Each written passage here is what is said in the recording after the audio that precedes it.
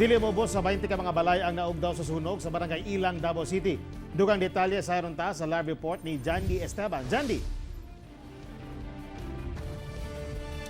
Kapin na 22 ka mga panimalay ang naugdaw sa maong sunog samtang napasagdaan nga giinit nga tubig ang gitudlong hinungdan sa insidente.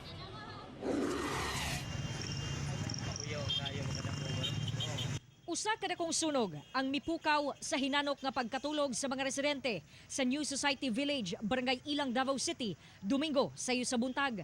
Ang ubang residente igo na lang sa pagtanaw samtang ginalamoy ang ilang kabalayan, gumikan di na matabang kay dako na ang kalayo. Naapil usab og kasunog ang kable sa kuryente, daplin sa highway. Dali mikatay ang kalayo tungod gama ra sa light materials ang kabalayan. Paspasin kalayo. Kay kuan man alas 5 medyas kadlaw niya kusugangan nga no.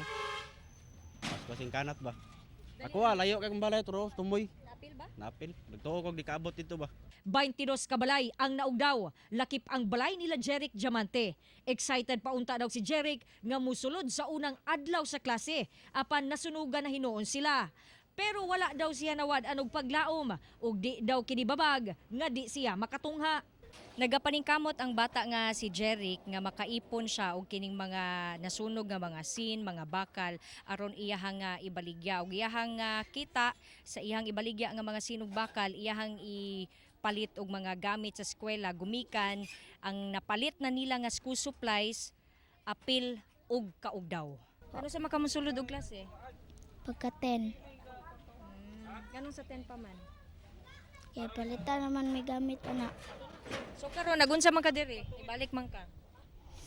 Gumawa may mga bakal. Ang ubang bata sama ni Jeric naningkamot usab nga makaukay og mga mabaligya sa junk shop aron makakwarta. Pinaatay center nga gibutangan sila pero dili po tanan kay ang uban pod nga nakapuyo sa mga parente ra po nila diri. Naatay uban nga puyo sa center nga wala parente. Bali tanan is 35 families apil na din hang slightly damaged nato. Sa total damage is 20 families, partial is 2.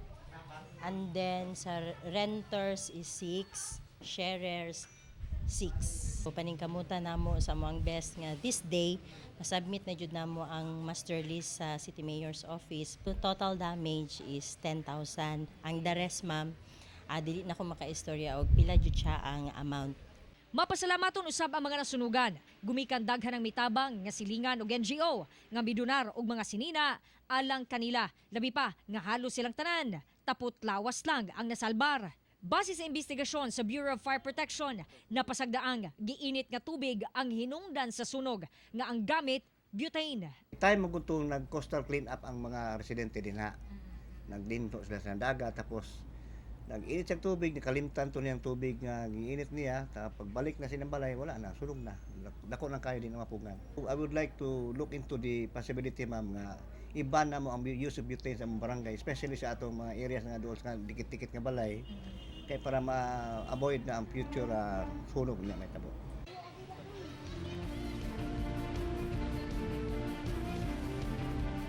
Kapin na 6 million na pesos ang kantidad sa maong sunog.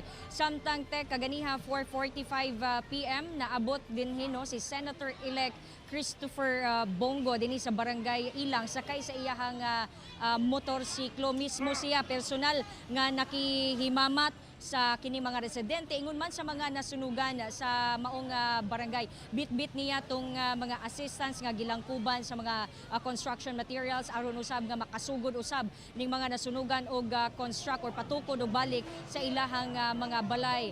Doon na pod sila gipang-apod-apod din hitek nga mga school supplies and food assistance in coordination with other concerned agencies sama sa DSWD and doon na po NHA no taga NHA nga anaa dinhi nga andam pod muhatag og hinabang ngadto sa mga nasunugan na dinhing dapita. Ato pong gipangutana no si Senator-elect Christopher Bongo kung unsa bay plano ni kung plano ba niyang unsa bay plano niya sa Senado with regards sa kining fire safety and prevention measures ug sumala niya isa na sa iyahang mga priorities nga i-push dito sa Senate. Then wala na nagdugay no si Senator-elect Bongo gumikan kay nag-attend po siya dito sa Matina Enclaves. Uban na niya si President Rodrigo Roa Duterte sa usa ka meeting dinha sa Matina Enclaves. Tek. Okay, daghang salamat, Jandy Esteban.